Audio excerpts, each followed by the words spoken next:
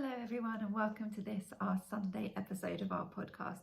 I'm so pleased that you've joined me again this week and I am so happy to be talking to you again. Now I really hope that you've had a great week, you're happy, you're healthy and that you are ready to look forward to this next week that we have ahead of us.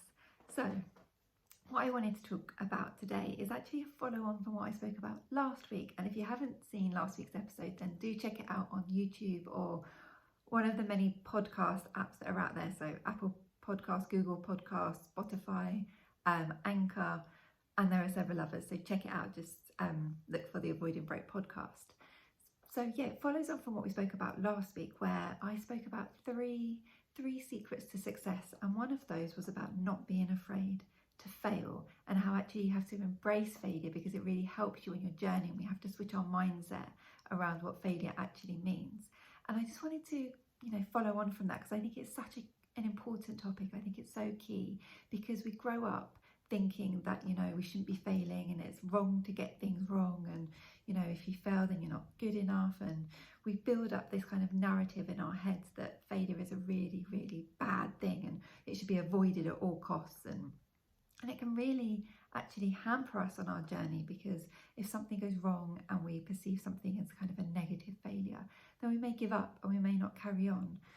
But what I wanted to talk about today is that, sometimes when you are in the face of things not going right and not working out how we want to, kind of what should you do about it? Like, what should you do when you think that you're failing and things aren't going well? And the one thing that I wanted to say to you in this is just adapt and try something new. It sounds really, really simple, but sometimes the most simple explanations are often the best. So what should you do if things are not going well? I would say take a step back, reassess, try something new. Don't look at the failure as in this, it's not going to work. There's not going to be a way, you can't do it. No, there is going to be a different way of doing it. And one of the things that I wanted to share with you was a bit of a kind of personal story for me about things when I actually thought that I was failing at something that I wanted to do. And that is around exercise. And Jermaine and I used to run quite a lot. We got to kind of like a really good level where we could quite comfortably just go out and run 10k, maybe even more. And we were kind of running regularly, I'd say maybe like 3 times a week on average, sometimes more, but I'd say on average about 3 times a week.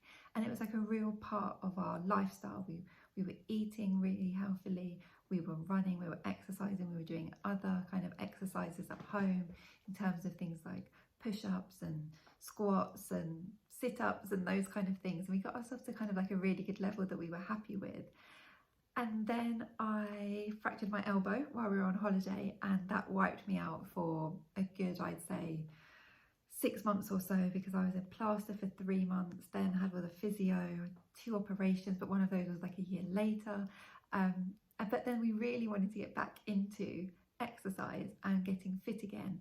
And I fractured my elbow back in 2016. And I think it's taken me until now to feel like I'm making progress on getting back into exercise.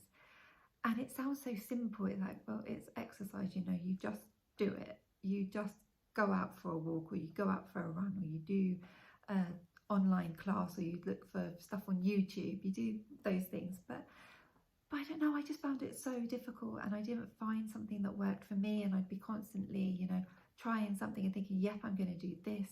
And then it just kind of fizzled out after a while, and then I'd feel really annoyed with myself or feel guilty because I've said that I wanted to do this. And if actually being a fit and healthy person is part of my long-term goal, then why am I not just sticking with this exercise? But it all comes down to this point about, you have to find things that work. Yes, you set out your ultimate goal and your ultimate dream, and you put it out there. And you may talk to people about it, you may write about it, you may journal about it, you may make YouTube videos about it, whatever it is that you do about it. But you need to find the right way to achieve it. And that takes time. It takes trying different things. It takes being flexible.